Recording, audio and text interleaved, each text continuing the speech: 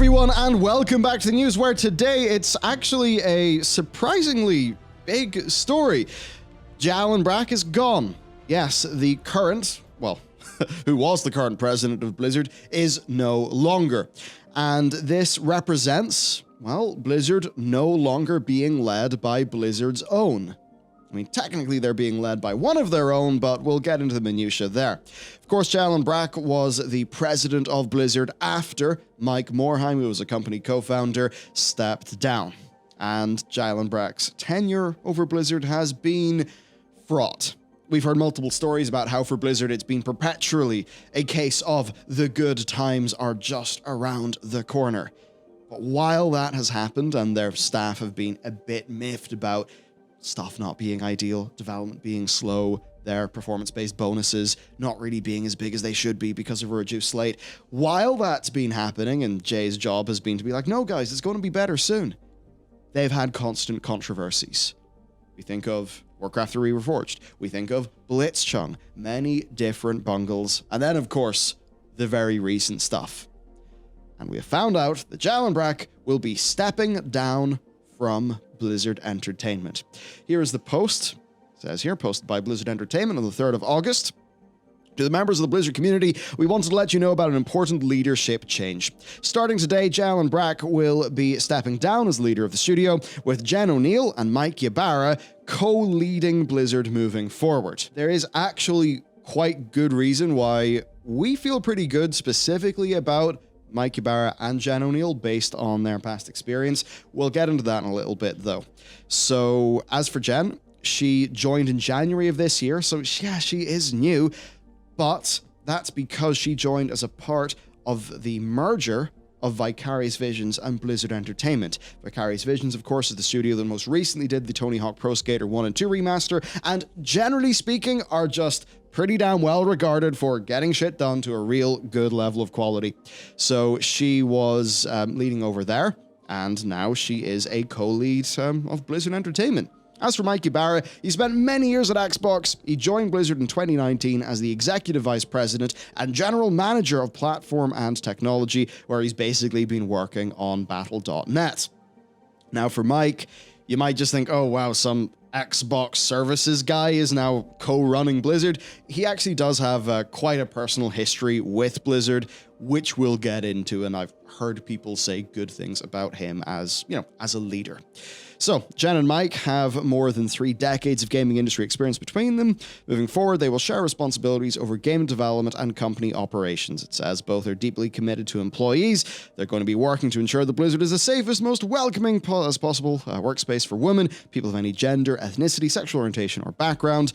Upholding and reinforcing our values, so that would be the Blizzard values that are, there inscribed around the orc statue, and rebuilding trust. And it goes on to just say about the good things that they will be bringing to the company. I mean, look, this is just a big press release. We all know how these things read. Then finally, there's a message from Alan Brack. And to be honest with you, this message from Jay, it does read as quite official. I'm confident that Jen Oneal and Mike Ybarra will provide the leadership Blizzard needs to realize its full potential and accelerate the pace of change. I anticipate they will do so with passion and enthusiasm, and that they can be trusted to lead with the highest levels of integrity and commitment to the components of our culture that make Blizzard so special. Nothing else.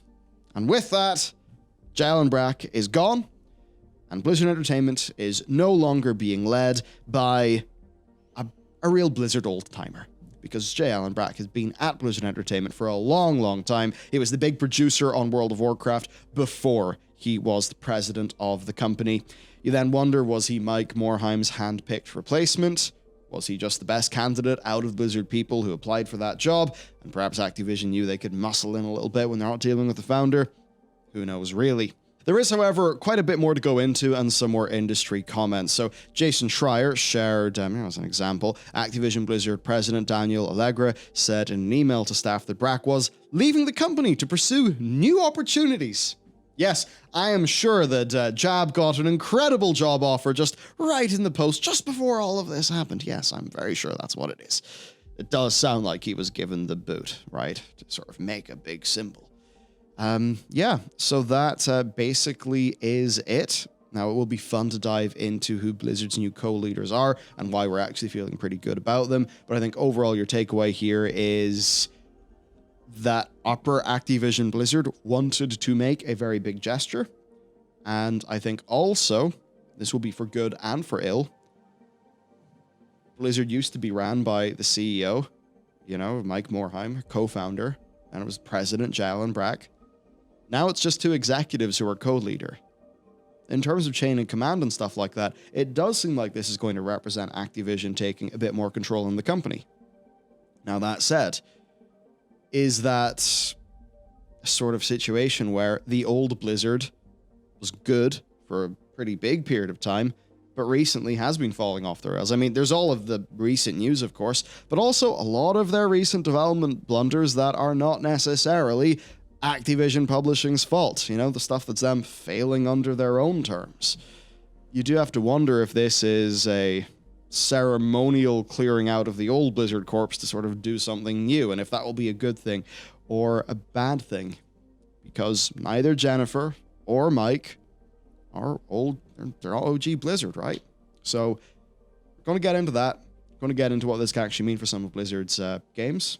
I think obviously the stuff for their culture is, we all know what these people are going to be pushing. It's just a case of, will employees get some of the demands, etc., etc., etc.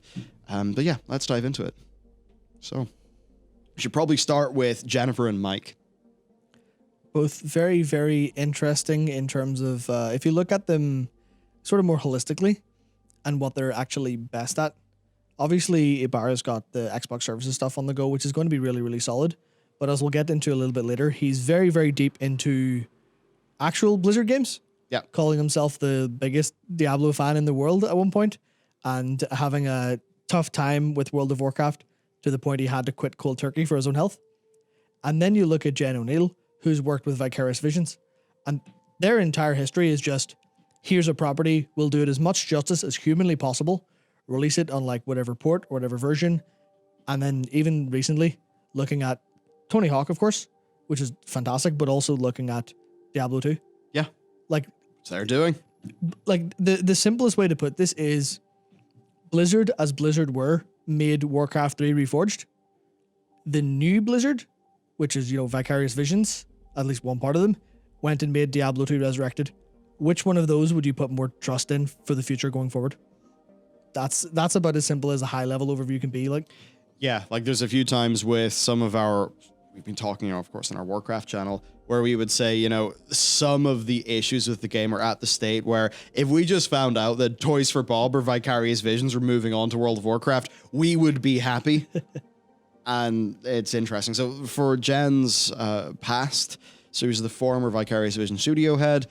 She was new EVP of development at Blizzard. She started from the bottom, working in quality assurance in Activision, then moved to being a producer at LucasArts, then back to Activision. She was then an executive producer at Vicarious Visions for a bunch of years, and then she became the studio head.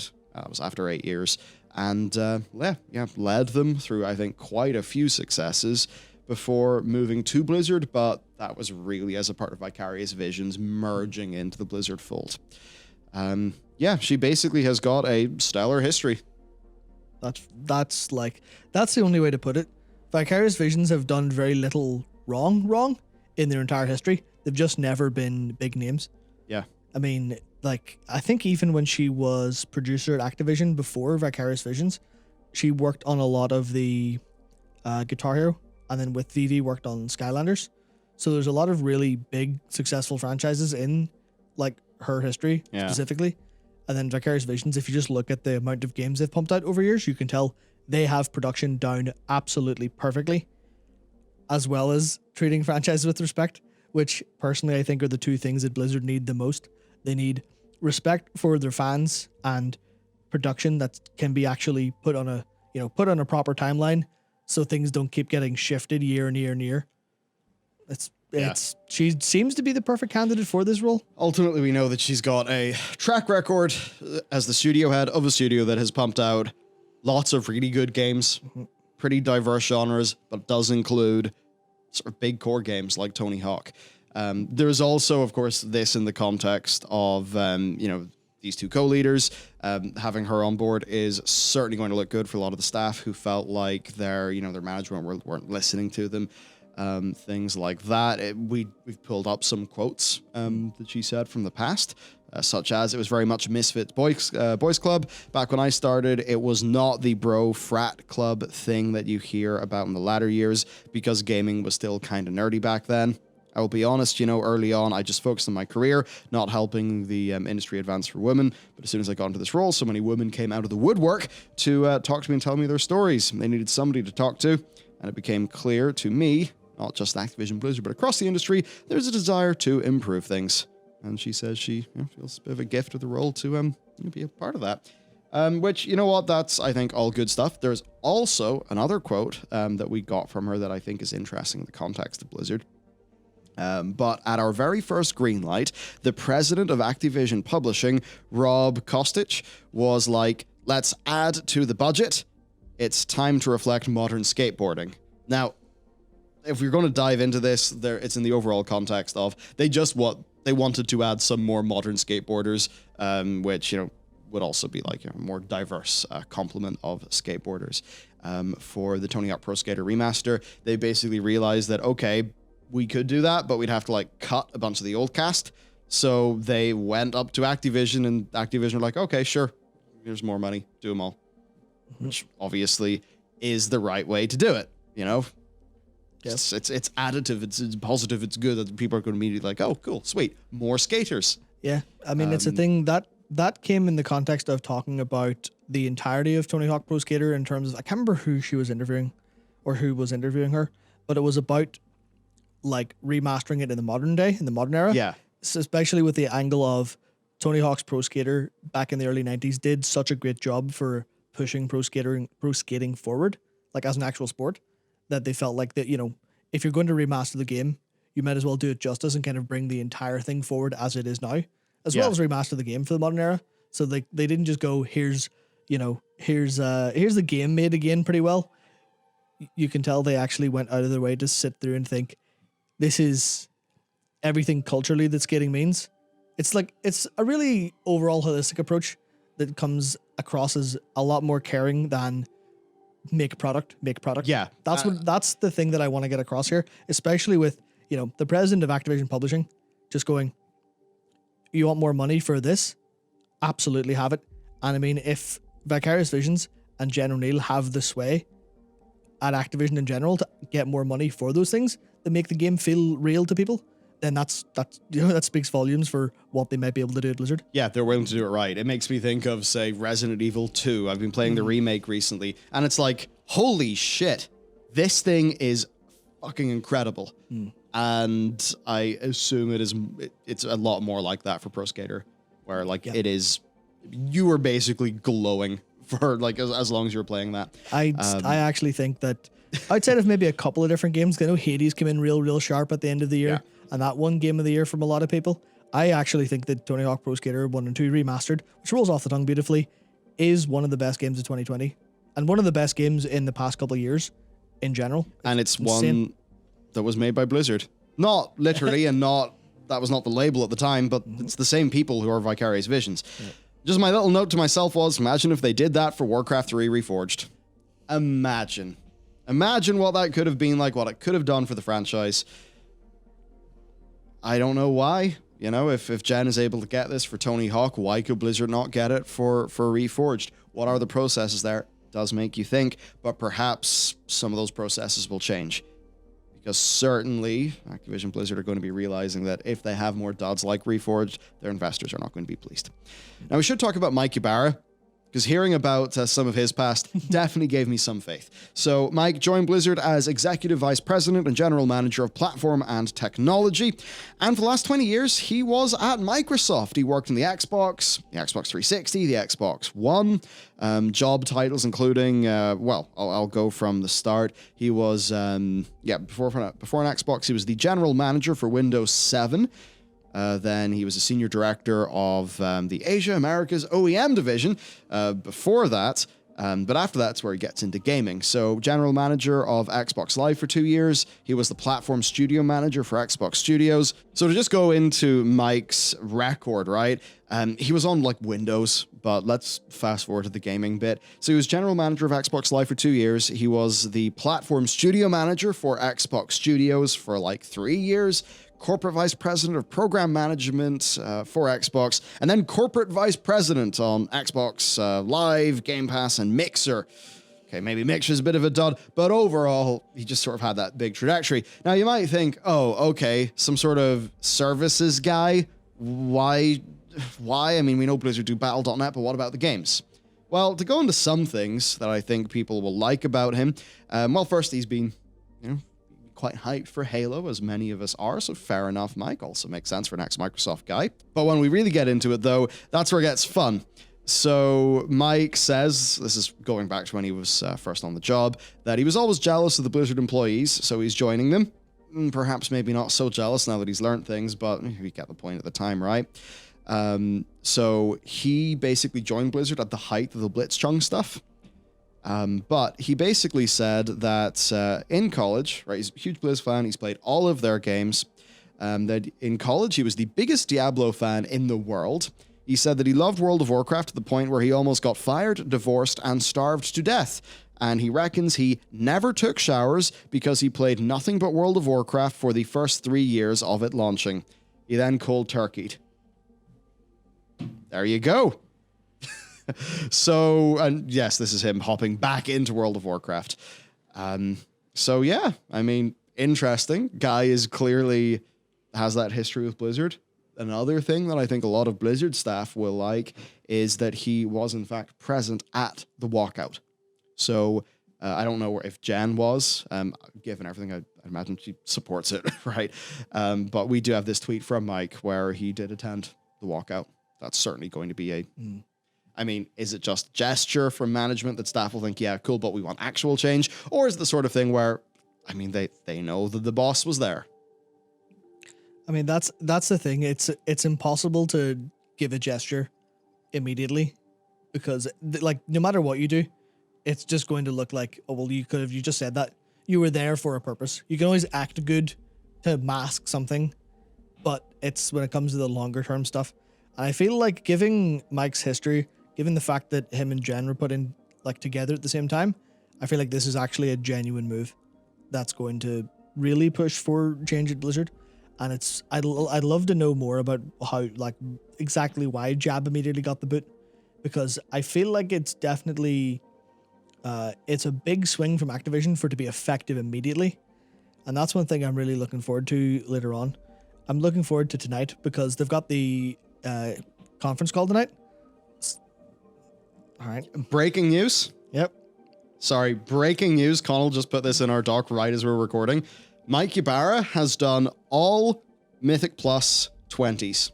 Yep. So this actually does confirm that Mike Ybarra is actively playing endgame World of Warcraft to a decently high level. Actually, a pretty high level if he's completed it. Well, he did do that on the third point still. Yeah. That's good. People will like that. Anyway. You could also actually interestingly see from that he's not been playing the game an awful lot because he only has 8,000 achievement points in that character. But he's a Fury Warrior main and plays M+. So, you know what? Grant, that seems way better than any of this.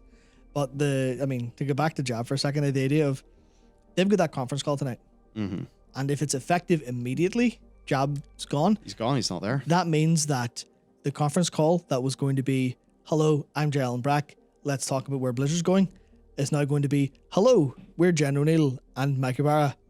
We're new. We don't know where it's going, but here's what we've got planned. Here's things we're doing. And they're going to make that that change as far as investors are concerned immediately. Like, it's no coincidence it's dropped today. None Absolutely whatsoever. not. They want this to hit the trade press that ahead of their investor call, they've changed leadership at the company that was the most implicated. Even though I have heard that a bunch of those issues were also at Treyarch and whatever. But yeah, clear gesture. There's the other side of this, which, it's right. There's all of talking about, the really big, deep issues here. there is also the side of it that we are customers of a company. And as customers, we should be expecting, quality product and company that is receptive to its users. Now, you'd sort of brought up like, I wonder if there will be less of a shield against Activision and if that will be a good thing. Because the thinking, whatever happened at Blizzard, like, yes, maybe it's just because Warcraft, Reforged could never have been $1 billion thing that even Activision would have said no, but maybe it was some issue at Blizzard. And certainly there were staffing issues on that project that would have been Blizzard's own management of their own project. There's also been us talking about the World of Warcraft perspective. We have a very good reason to believe, and you will see this in our channel soon, that, because you've been going through the numbers and writing that up, that World of Warcraft has experienced pretty much its largest dip post-expansion ever. Scott Johnson, in the quotes that he supplied to the BBC, said that according to people he knows at Blizzard, the dip in World of Warcraft has been even larger than expected. Now, for the longest time, the WoW team has continually just done... They've basically they've iterated on like one idea, and they've not pushed the game forward, and that's why so many people are like, okay, you've tried that again, but we need a new, sort of fun, fantasy reason to get into this game, not just a new form of weird player power. And we've just sort of felt like there's no way that a team should be pushing against its own customers' feedback so much. And we just kind of wondered, and you wondered before we went live today, will there be less of a defense? Because Jen and Brack came from the WoW team. Was he protecting that team in some sort of way? Hard to say, but interesting to think about, maybe. Yeah, I mean, that's what I think. From the production perspective, World of Warcraft has had less and less content, basically, over time. Yes. For sure. There was a massive burst with Legion, and ever since then, it's been like, where's our sub money going? From the customer perspective, be it correct or not, maybe there are things that are changing behind the scenes, that the money is going somewhere, but it very much feels like the product is not enough for what people are paying for it. It is not. And that is something that, as from a production perspective, is unacceptable. And now we've got two people who are, especially Jen, who's been a producer since she joined the industry and seems to have everything around Vicarious Vision seems to be they're good at that. They can set a deadline, set a timeline, get a budget, and finish the project. Because that's even going through the endorsements on her LinkedIn, having people from all over different industries going, obviously they're going to be, it's LinkedIn. It's an endorsement on LinkedIn. But. Yeah, people are going to be sucking up to each other. But it's this. It was all the same flavor of this person is meticulous with details and can, get stuff delivered to deadline. Yeah. So the idea of someone coming in from the production standpoint and going, we're going to overhaul this now. But I think almost more than the actual talent there, I think the important part is going to be that, this is going to sound unfair a little bit, but compared to JL and Brack, Mike Ybarra and Jen Oneal, to a lot of Blizzard fans, and maybe even to some of the staff, will be Activision's attack dogs in a way. Yes, because they are not Blizzard staff; they're Activision staff. To be honest, is it Mark Dara, who was the producer who came in, was like, right, Anthem is literally not going to exist and he was known for just being this. I think he came from Gears or something, but he was just this guy who was known for I'm going to get this motherfucking project shipped and hammer it into shape with what I've got. I wonder, is a bit of that actually a good thing? Definitely. For Blizzard specific problems in the right now. Yeah. You do wonder that. And then you also think, I don't want to do it, anything personal jab, but people reach positions based on, they have their experiences, right? Yeah. So Jab worked within Blizzard the whole time, Blizzard through and through. He was like Jan actually, a producer on World of Warcraft. But you then wonder, is too much of that just, the old boys club? Old Blizzard, and all of the problems we've covered that are not Activision's fault, that, even for the people who kind of disregard those things as not important, which I very much disagree with, but Blizzard even made plenty of their own mistakes. Titan, I hear it was one or two internal rumblings, absolute clown fiesta. Maybe it was the Anthem we never heard about in a way, actually. Diablo 3 Expansion 2 being cancelled and that being a very bizarre... Like, there's a whole bunch of things. And it just makes me think, you compare Jab's experience and that old Blizzard blood, you then look at Jen. It's like, okay, started from the top, or started from the bottom, big worked up, like really, like quite incredible, you know, from QA to studio head, with loads of different games shipped, all working in that kind of like bigger corporate environment, you know, without the shielding the developers did receive at Blizzard, because that is a thing. At Blizzard, devs were always treated as like a sort of special caste. And then you look at Ybarra, you know, he's had just big corporate experience. You just look at the two of them and you think, well, there is more diversity in, like, you know, experience on the job than perhaps Jab would have had. Yeah, there's a couple little things about the actual quality of those two people that I'd like to highlight. One is that Jen, when because I was actually impressed when I was reading through interviews before we went live about her mindset about starting in QA. Because a little bit about how like she actually ended up going to work in games and started working in QA after doing ballet and then being a flight attendant, but then moved into standard stuff, but moved into QA and then wanted to progress up the ladder, but then went and took the time out to, you know, it didn't work really hard as QA and then get to producer, went in as QA, went out and learned programming stuff, like fairly basic stuff, learned Photoshop, learned marketing tools, learned everything you need to actually understand how to be a producer, and then moved up that way. And then Ybarra, you know, for the 3 years of World of Warcraft's launch, where he did nothing but play it effectively, he was also the senior director for the OEM division. Yeah. And managed to get promoted to GM of Windows 7 despite playing World of Warcraft God knows how many hours a day. So there's definitely quality there. But I think the important part is the fact that Jab as the shield is gone, because I imagine the same way it would have been for Mike Morhaime. I imagine it was, oh, Activision executives are unhappy with Blizzard performance. That's a Blizzard problem. I'm the Blizzard man. I'm going to solve it. You know, and then go away, talk to all the Blizzard people, come back, don't actually solve it because maybe, you know, whatever reason it wasn't solved.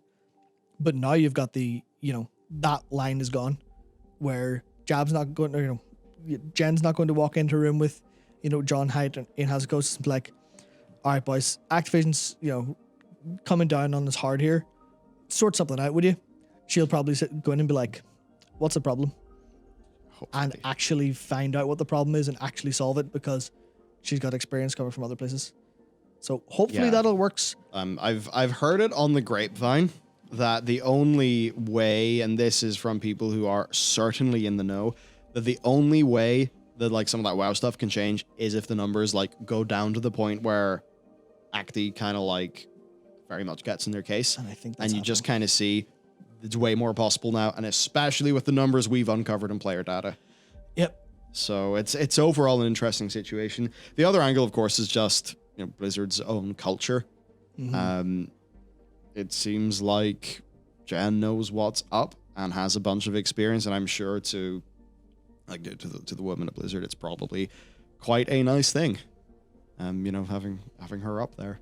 Yeah. I mean, certainly if it's a case where they've not felt listened to by management for a long time, this will certainly move things in the right direction. Again, we do need to see what happens because all of this can happen, but the employees are still going to be like, hey, we did demand, you know, our arbitration clauses to go away, and you haven't done that, have you?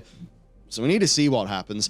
But from the angle of a customer, you kind of look at this and you're like, well, you can see the pros and the cons, but a lot of that, I think, depends on how, A, pragmatic you are, and B, how, like, married to this old ideal of Blizzard you are, even though it might not even exist anymore.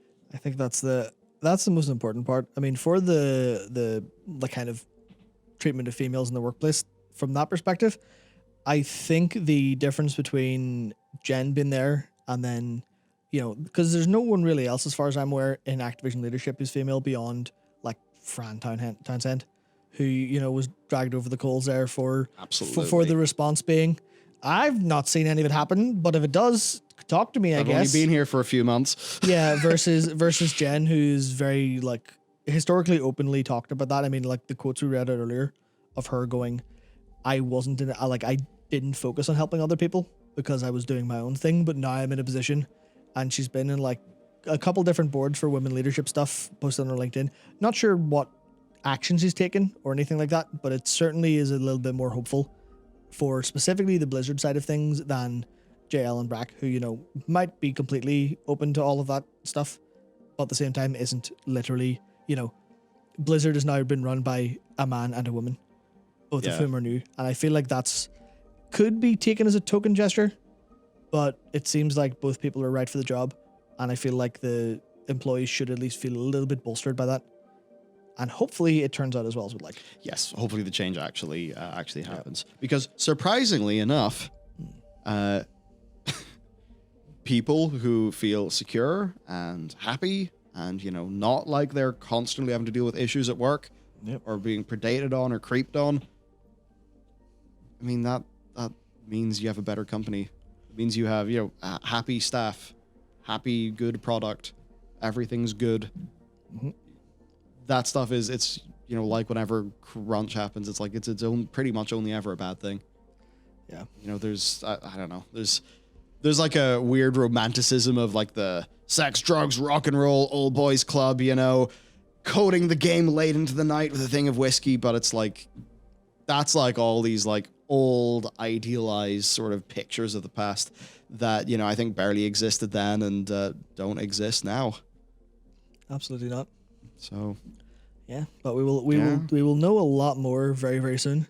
Yeah. Because in under 6 hours they have their earnings call, which we'll have a video on that tomorrow as soon as we can, because it doesn't even matter if there's like nothing major to report. There will be something major to report, even based on just what Jen and Mike actually say. We'll get MAUs, man. Yeah, that's the thing I'm super looking forward to finish off this World of Warcraft by the numbers video.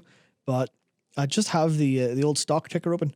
Since market open, Activision Blizzard is down 5.5%, which isn't a lot, but we'll soon see what that compares to after the investors have heard things from them tomorrow. Yeah. Or sorry, tonight. Yeah. So fun. There we go. Big changes afoot at Blizzard. Hopefully this is good for the staff who are working at that company. And then, of course, the second order effect of change being good for the staff is that it's also good for the customers. So that's it. Hope you enjoyed. Let us know what you think. Stay tuned. We will have a lot more tomorrow as we find out what the financial situation is. And it'll be a channel or a video on our main World of Warcraft channel. But I think we'll have to share the World of Warcraft stuff here as well, just in regards to the numbers at some stage. So take care. Have a great day. We will see you next time.